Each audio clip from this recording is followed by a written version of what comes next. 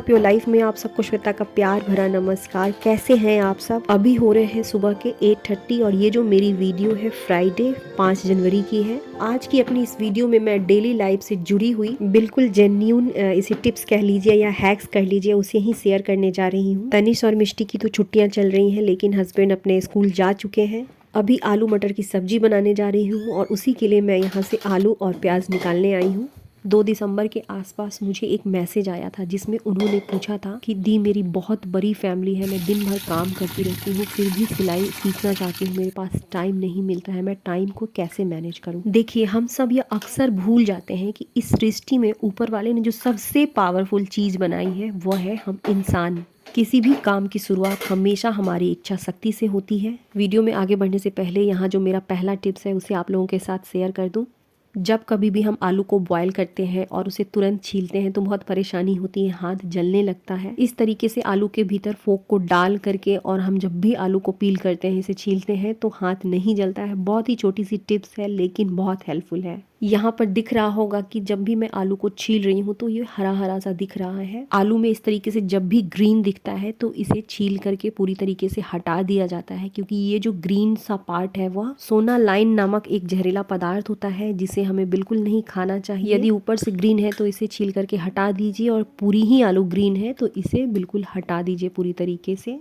ये एक मिठाई का डब्बा है, इसी के अंदर इसके छिलकों को भी रख रही हूँ, क्योंकि स्लैब पर जब छिलके को इसी तरीके से रख दूंगी तो वो बहुत गंदा हो जाएगा। लाइफ में बिल्कुल छोटे छोटे से टिप्स होते हैं जो हमें बहुत काम आते हैं और इन छोटी छोटी चीज़ों को भी हम कहीं ना कहीं सीखते हैं। आलू छीलने के बाद मेरा सबसे पहला काम है बेड को ठीक करना, क्योंकि अब तनिष उठ चुका है। ठंड बहुत अधिक है और मेरा भी मन होता है कि सभी चीज़ों को छोड़ करके रज़ाई में घुस जाऊँ, लेकिन यहाँ पर मुझे और मेरे माइंड को अच्छी तरीके से पता है कि मेरा खाना बनाना भी ज़रूरी है और घर की क्लीनिंग भी ज़रूरी है। ठीक इसी तरीके से हमें और हमारे दिमाग को यह अच्छी तरीके से पता चल जाए कि इस काम को किए बिना हमारा कोई गुजारा नहीं है, तो किसी भी कीमत पर उस काम को हम कंप्लीट करते हैं। जैसे कि मान लीजिए कि आज ठंड बहुत अधिक है, लेकिन हमें बहुत अच्छी तरीके से पता है कि हमारा खाना खाना और बनाना दोनों ही ज़रूरी है, और चाहे हमारा मन हो या ना हो, हमें समय मिले या ना मिले, हम इन कामों को ज़रूर कंप्लीट करते हैं।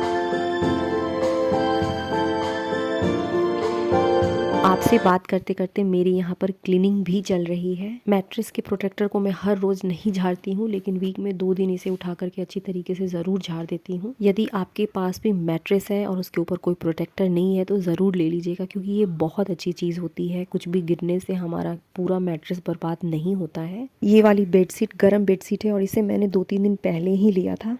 मैंने इसे लोकल मार्केट से लिया था, बाहर तो शायद ही बहुत महंगी आती है, लेकिन मैंने इसे 550 में लिया था। ये वेलवेट टाइप का कपड़ा है, पूरा लुक दिखाती हूँ, बहुत ही खूबसूरत लग रहा है बिछने के बाद। पूरे घर की क्लीनिंग हो चुकी है और आज मैं बना रही हूँ आलू मटर की सब्जी और गोभी का पराठा। गोभी मेरे खेत का ही है। तो चलिए हम लोग अपने उसी टॉपिक पर आगे बढ़ते हैं। किसी भी चीज़ को सीखने के लिए मोटिवेशन से अधिक हमारी इच्छा शक्ति काम करती है, और दुनिया का कोई भी इंसान एक बार में किसी भी चीज़ को नहीं सीख सकता है। किसी भी चीज़ को सीखने के लिए हमारी इच्छा शक्ति और दूसरी ज़रूरत होती है हमारी कंसिस्टेंसी।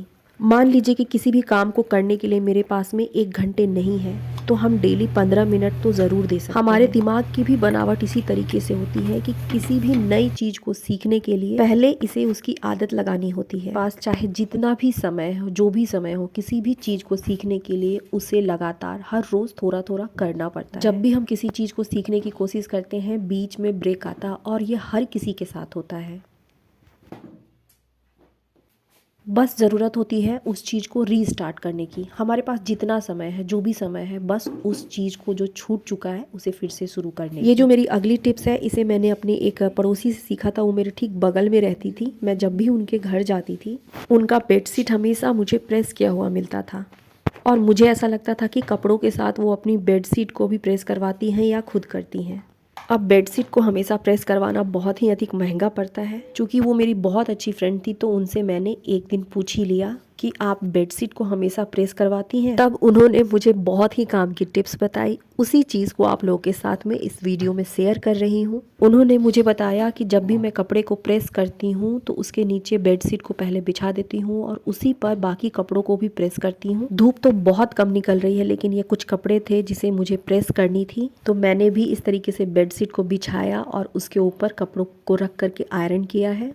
और इस तरीके से बेड शीट को रख करके कपड़े को प्रेस करती हूँ। यकीन मानिए ये बहुत ही काम की टिप्स है जिसे खुद मैंने दूसरे से सीखा है। किसी भी चीज को सीखने की बस एक चाहत होनी चाहिए। अब जमाना बहुत बदल गया है, हम घर बैठे बैठे सभी चीजों को सीख सकते हैं। इंटरनेट पर रॉकेट बनाने से लेकर के सिलाई सिखाने तक की वीडियो अवेलेबल है। सीखने की इतनी ही अधिक इच्छा है तो शुरू कीजिए। हो पाएगा, नहीं हो पाएगा, कर पाऊंगी, नहीं कर पाऊंगी, ये सारी बातें बाद की बातें होती हैं।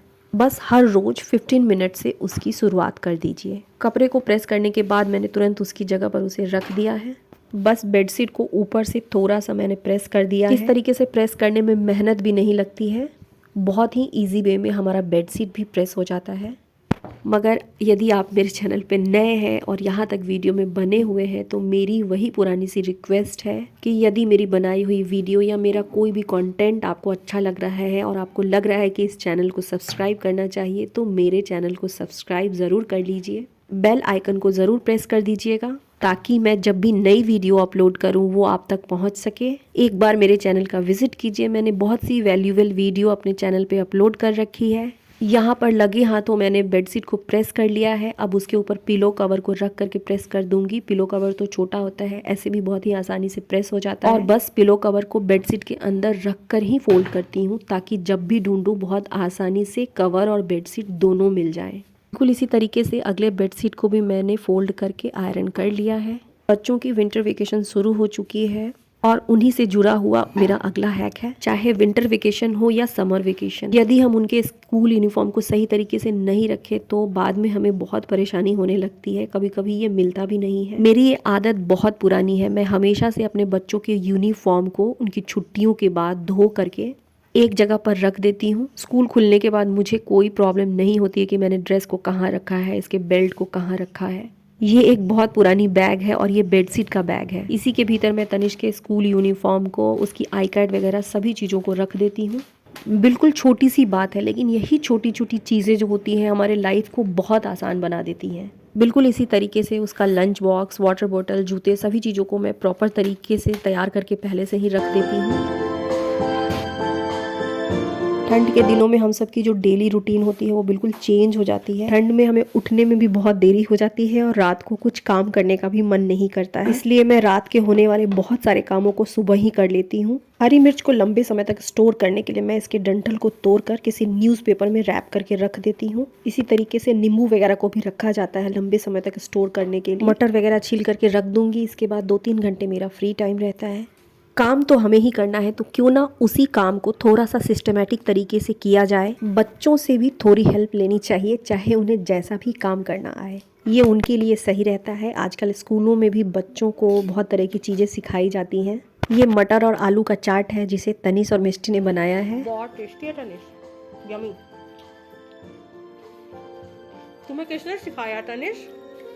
मेरे टीचर ने। एक बार कुकिंग क्लास हुई थी तो फिर हमने वो सब डाला और कुछ एक्स्ट्रा भी डाला। अब इसी के साथ आज की वीडियो को ख़त्म करती हूँ। आपको वीडियो कैसा लगा कमेंट में ज़रूर बताइएगा। साथ ही यह ज़रूर बताइएगा कि आप किस टॉपिक पर आगे वीडियो देखना चाहते हैं।